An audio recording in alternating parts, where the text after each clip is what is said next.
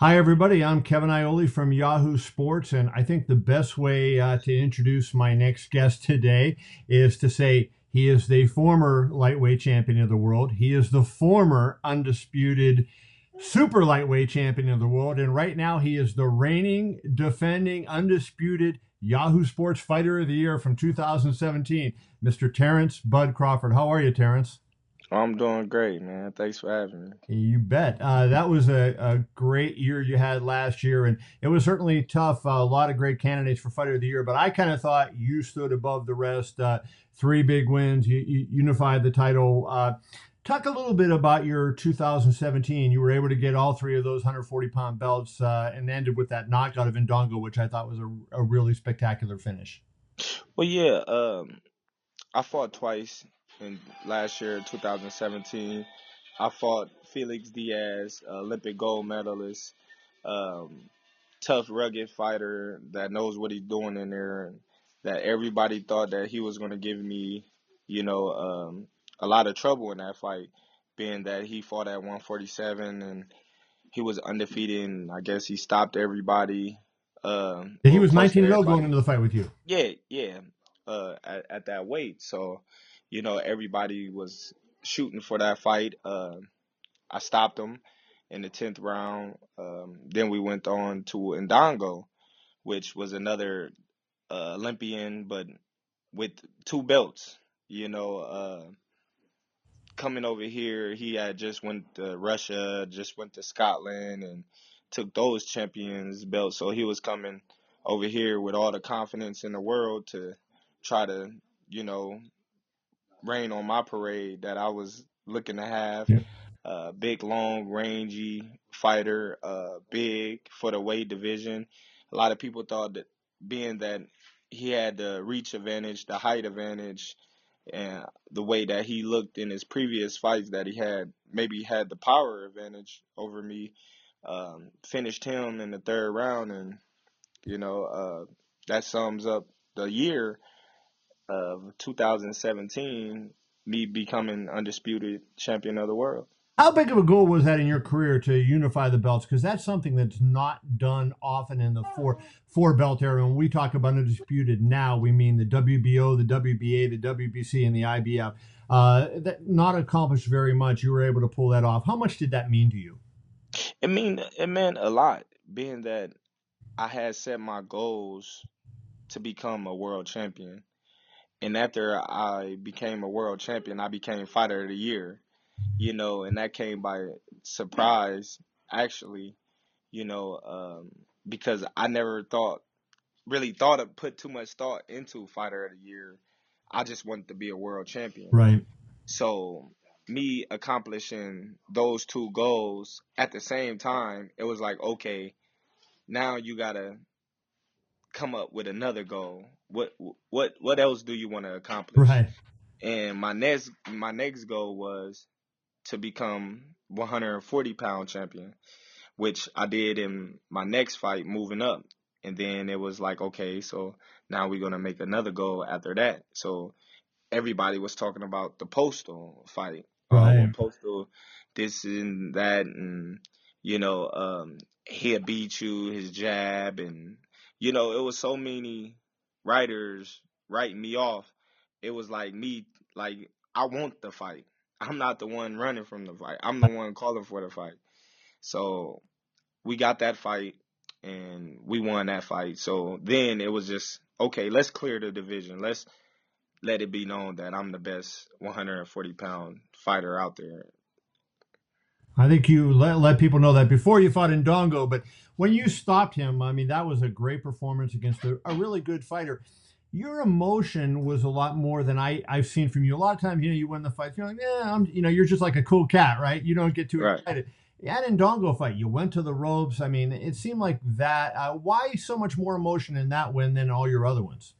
Because when you look at it, when you look at the history standpoint of it, there's not a lot of boxers, let alone this day and age, that can actually say that they won all four titles simultaneously. Right. It only been done twice by Bernard Hopkins and by Jermaine Taylor. So for me to accomplish something that never really happens often, Right. it was just like, And never man, outside of middleweight. right. It was like, man, like, dude, I just did it. Like, it was like me winning my first world championship all over again. That's how excited I was.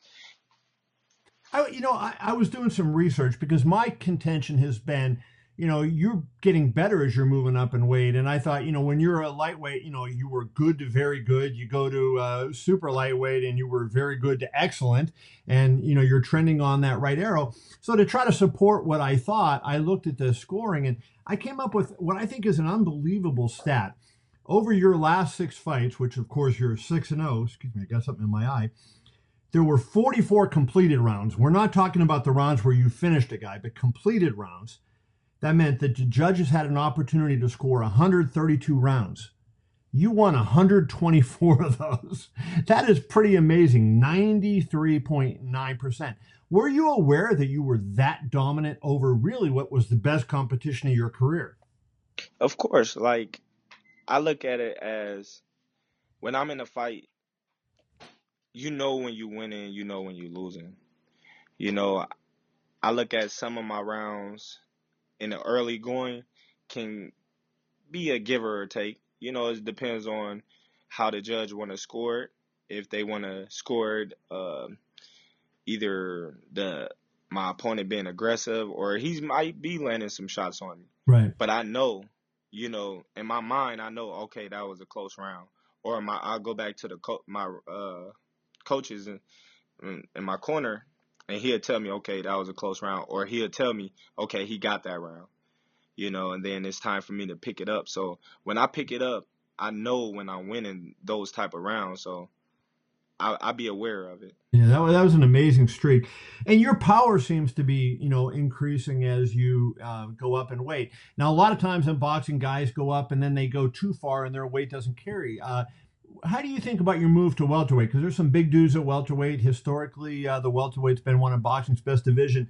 And if I read off some of these names, Keith Thurman, Errol Spence Jr., who I think is, an incredible fighter, Danny Garcia, Manny Pacquiao, Sean Porter, Kell Brook, Jesse Vargas, Jeff Horn. I mean, those are some outstanding fighters. I'll get to where you rank them and if you'll ever face some of those guys. But do you think your power is going to carry up to that next level to be able to kind of deal with those guys and do the same thing that you were doing at 140?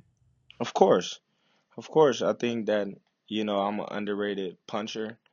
Uh, I've heard it everybody that I've stepped in the ring with, every single one of them. So I believe in my power. I believe in my boxing ability, and I'm gonna be all right. And this, right? I mean, Right, that's where you're better than anybody else. right.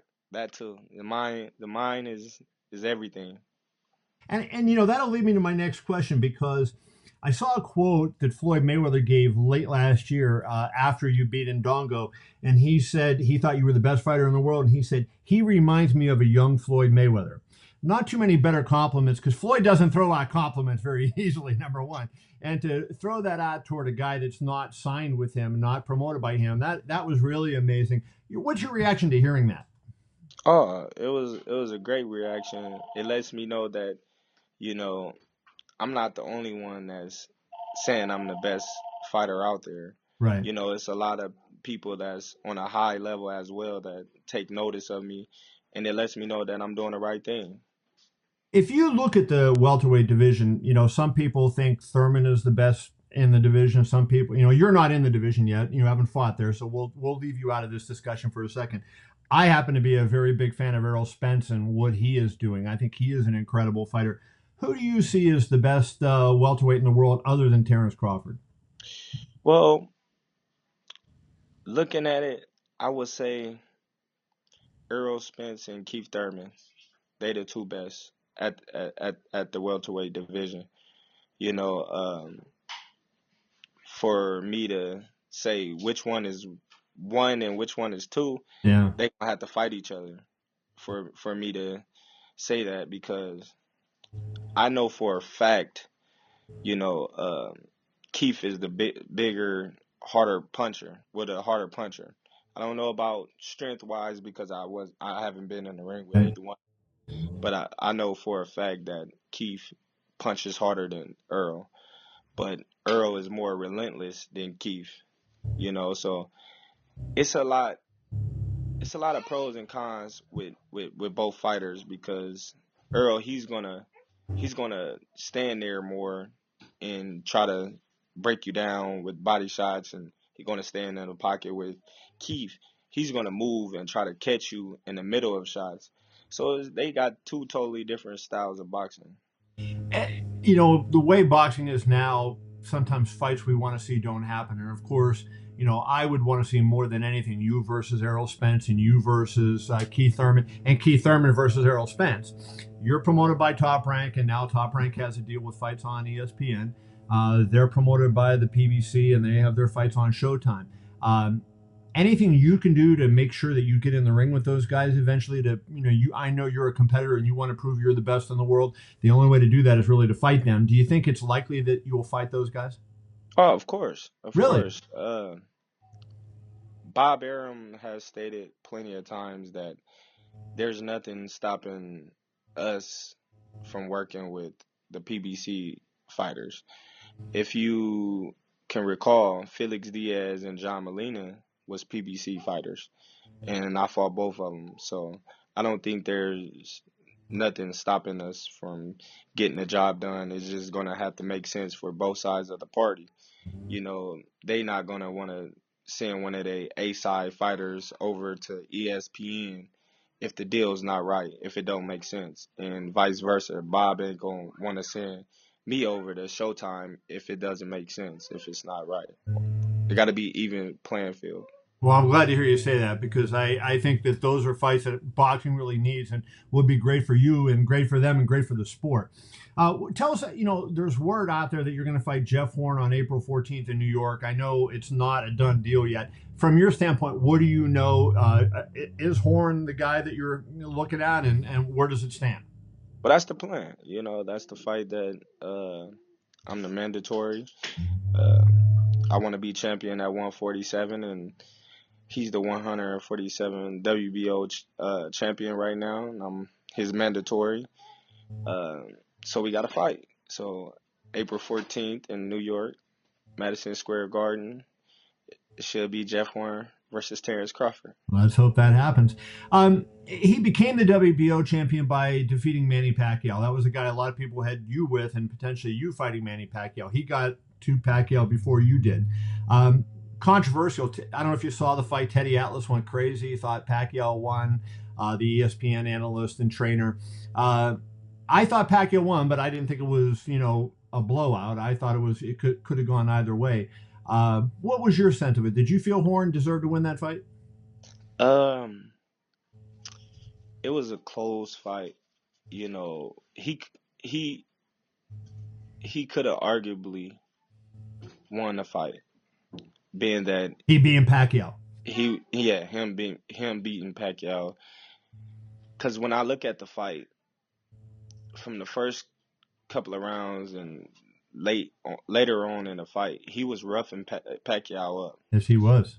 He was pushing him around. He was making Pacquiao miss. He was landing little shots that made it not hurt Pacquiao, but they was landing that a lot of people wasn't scoring.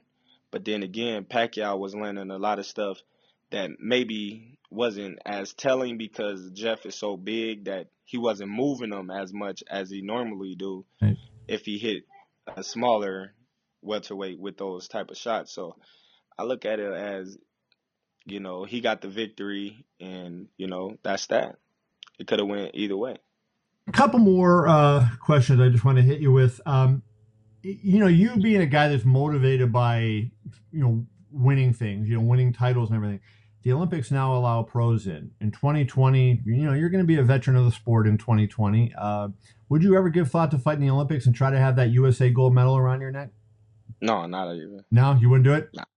Nah. To tell you the truth, winning a gold medal was never my dream. No, really? I always wanted to go professional. I wanted to turn pro at 17, but my coaches was insisted that I try to make the Olympic team. Yeah, but that never was my dream. I never had the passion to be Olympic gold medalist. That's very interesting. One of the best young fighters in the world. He hasn't gotten to the world title level yet. Going to get the opportunity is Regis Prograis. Fights on Showtime. He's promoted by Lou DiBella. I think a really good young fighter. And I saw a quote. I don't know if you saw this quote that he had about you. Did you see that? He said, "Quote: I wanted to fight Terence Crawford, and he is going to be fighting Victor Postal." He said, "Listen, the thing about Terence Crawford is I feel like he's very intelligent in the ring and he's a beautiful boxer. But I want to see him get in a real firefight with somebody who's a big puncher, like myself. If I fight Terence Crawford, he could probably maybe outbox me. I can box also, but when I hit people, I hurt him, and he knows that." Um, what was your reaction to that? I just look at that like Felix Diaz and Hank Lundy. I just look at that as somebody just wanting a payday. He know he's gonna get the biggest payday fighting Terence Crawford. Right. You know, but to answer, to reply back to his quote, if he look at my fights, I'm not just a boxer. I can punch too. Yes, you can. So it's not, oh, he might outbox me. No, I might knock you out. It's not just that I might just outbox you. So, I just look at it like he just won the payday. That's all. Okay. He should be worried about Postal, not me. He's the one that got to fight him. That's what's up next, exactly. And we'll end with this, Terence. I was in Los Angeles for the Lomachenko-Mariaga fight, and we had a chance to interview you, a bunch of reporters sitting around a table, and I think you had a good time messing with us. We were asking you questions, and you were firing back at us. But that day, a lot of people were asking you about, hey, is Lomachenko the best fighter in the world? And subsequent to that, he beat Mariaga that day, came back, and he beat Guillermo Rigondeaux, and now, Lomachenko. I picked you as the Yahoo Sports Fighter of the Year, but the Boxing Writers Association picked Lomachenko. I take it that you're not as high on Lomachenko as the rest of us are. Some people have him as the best pound for pound fighter in the world. What's your take on who's number one? Listen, I like Lomachenko.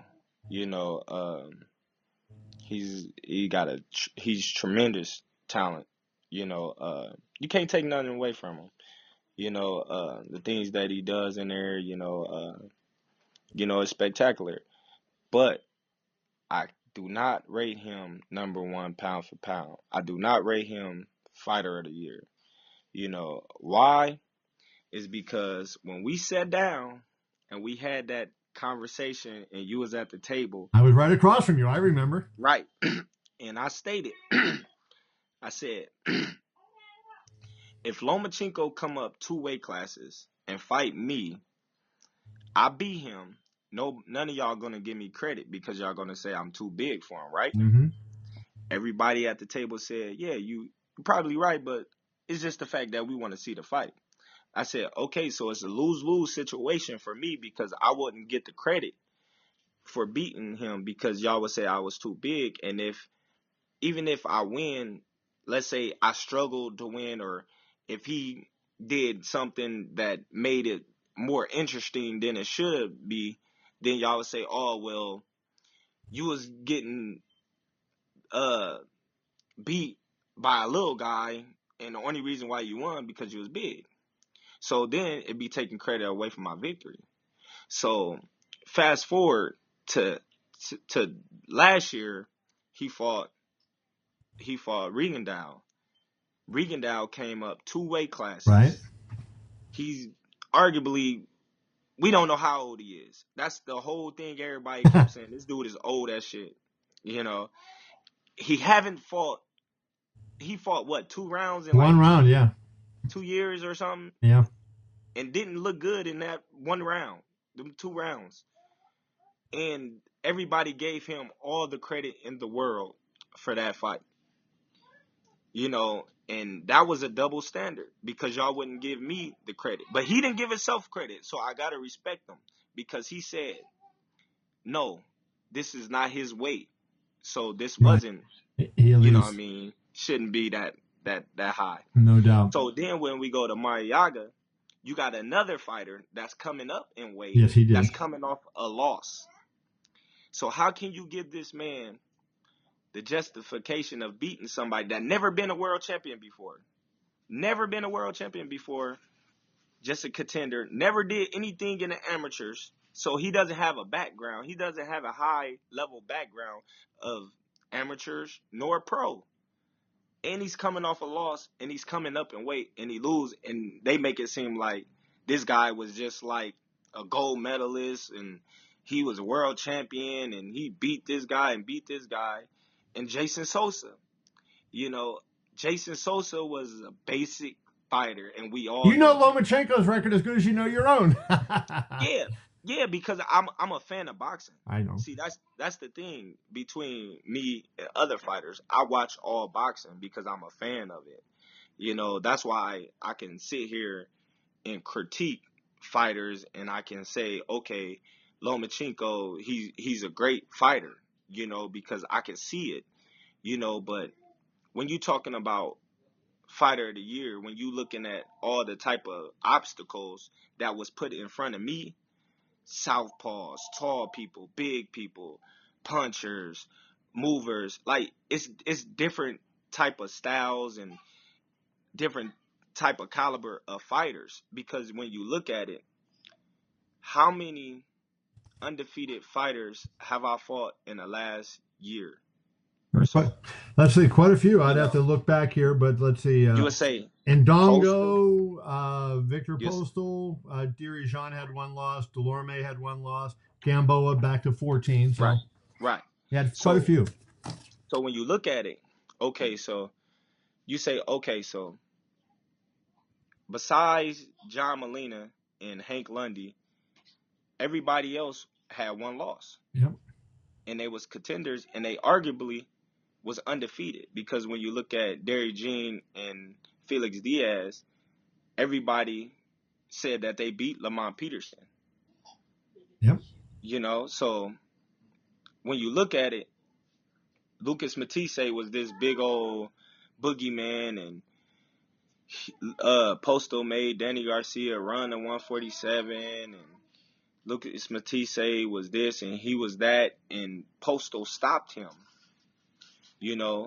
and I whitewashed Postal, but then they don't give me credit because they say, oh, well, Well, I gave you credit because I picked you as Yahoo Sports Fighter of the Year, baby. Yeah, you gave me credit, but I'm just saying, I'm just saying about like the whole boxing little thing, because I didn't get Fighter of the Year in 2016 either, when I thought I could have won that, because when you look at it, I fought 3 times that year, and I stopped 2 of them, and I whitewashed Postal in a unification fight with 2 undefeated fighters. Well, you know what? I would like nothing more than to be talking to you in January of 2019 and say, Terence, you fought Keith Thurman, you fought Errol Spence, you fought Jeff Horn, you unified the welterweight, you're the Fighter of the Year again. I hope that happens. I hope it happens too. All right, brother. Hey, I appreciate you. That's Terence Bud Crawford, one of the best in the world. You won't see many better than him. Thanks for joining me, Terence. Thank you. Appreciate it. Thanks.